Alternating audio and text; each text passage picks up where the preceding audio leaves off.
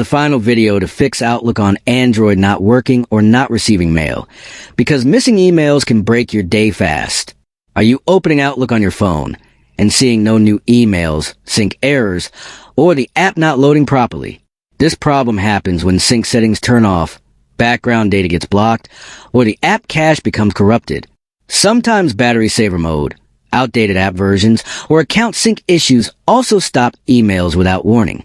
Many people search YouTube or social media for help, but most fixes feel long, confusing, and full of steps that are hard to follow on a phone. That only wastes time and causes stress. On Rexist, I focus on simple fixes that actually work, and today I will share a secret easy trick that makes Outlook work again fast. This trick works because it fixes sync permission and app behavior instead of changing random phone settings. You do not need technical skills, risky apps, or factory resets. You only apply one smart method that works on most Android phones. After this, emails sync normally, new messages arrive on time, and Outlook runs smoothly again. Many viewers on Rexist already fixed Outlook mail issues on Android using this exact trick.